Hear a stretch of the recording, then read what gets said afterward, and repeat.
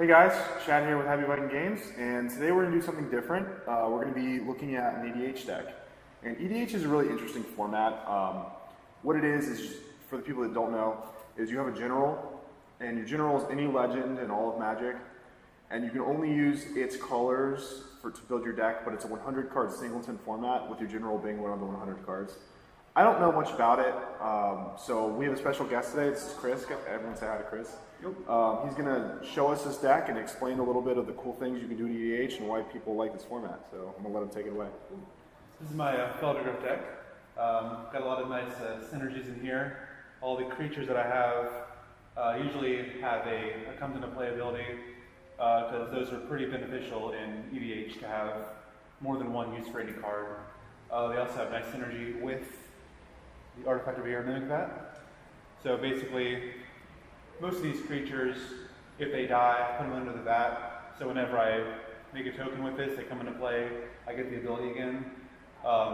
Especially with these cards that can copy another creature, it's really good because your opponents have the generals too. So if you have this underneath the Mimic Vat, whenever they play their general, you can just pop this guy out, copy the general, and let them die.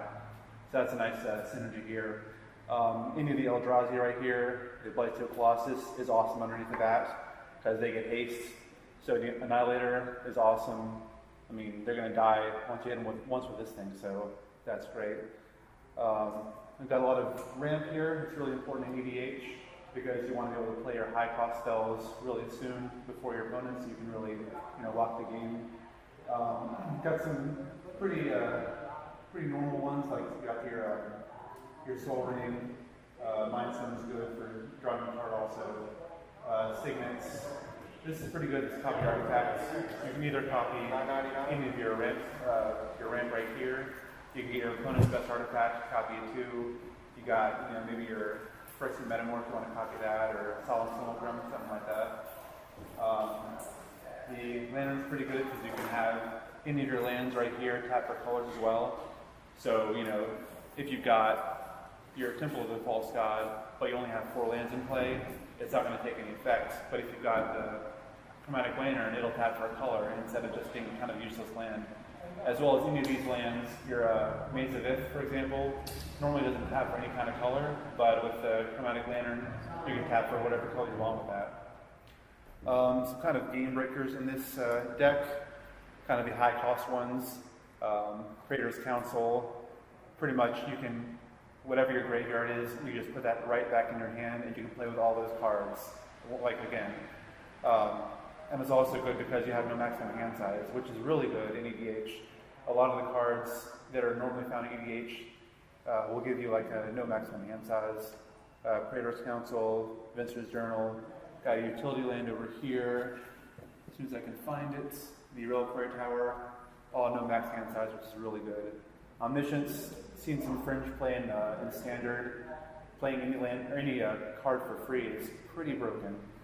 It allows some insane game states in EDH where you can play, these guys for free. You can play, for example, Capsize. That's pretty awesome, where you can cast the Capsize for free, and all you have to pay is a 3 cost for buyback. So for every 3 mana you have, you can bounce whatever permanent you want.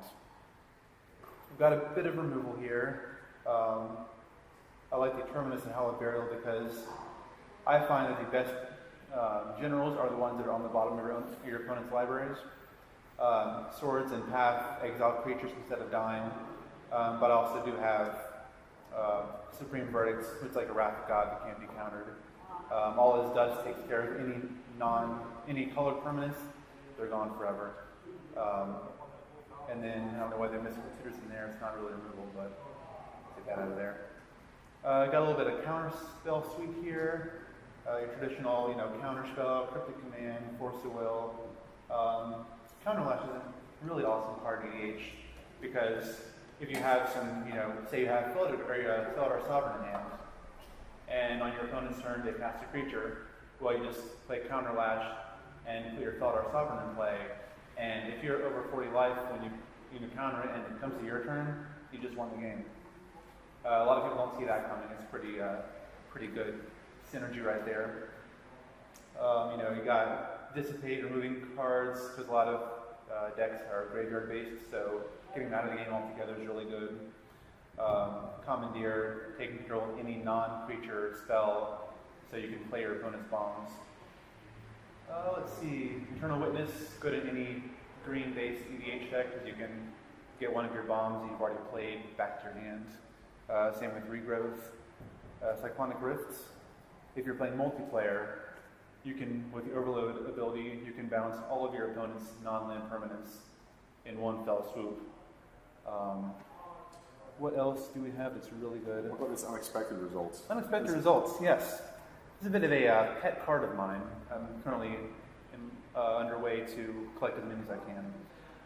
It's an interesting card. It acts a bit of adds some variance to the game, where at least you're paying 4 to ramp to get a land into play. If not, you can get anything from a Cooling Oracle to a Kozilek for just 4 mana. So there is some variance in this card itself, but it can be pretty powerful. Defense of the Heart, another one of my favorites in any green EDH deck. As long as your opponents have at least 3 creatures in play during your upkeep, you can search your library for any 2 creatures you want. I have another deck that has some 2-card combos. They're creature based, you can just win the game right there. With this, at the very least, you can either find a Phantasmal Image to get rid of your opponent's general. You can find Trastodon to get rid of any non-creature permanents that are really affecting the game. Venser is another great card for EDH. If you can protect this guy long enough to get the ultimate off, then for any spell you cast, you just get rid of the most annoying card that your opponents have for good. As well as, the -1 ability isn't too commonly used, but if you can get this off with the Blightsteel Colossus in play, then one hit is all it takes to end the game. What about your general? Why Feldegriff? Well, Feldegriff, this used to be a group hug deck where everyone gets the benefits of, card drawing and any sort of thing. It's really kind of a general to make friends. If you have this out and your opponent's attacking somebody else, you can, give your opponent a blocker to block some big guy. Really the reason that I have it in this deck is when people see you're playing a Feldegriff deck, they'll usually think that you're playing a very friendly deck, as opposed to playing some really, really good commander, I'd say. So, at least before they see what's really in your deck and see all the good stuff, they might lay off of you in the beginning, which will give you a chance to really get your good stuff and get a good board state.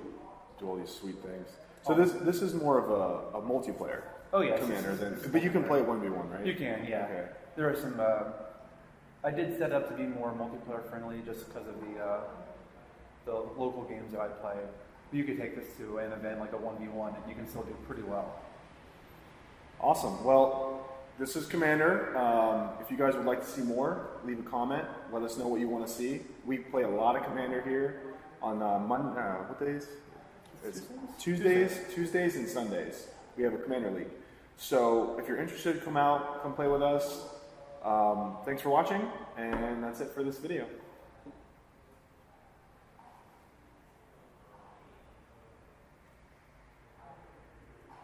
That was good. That's good. I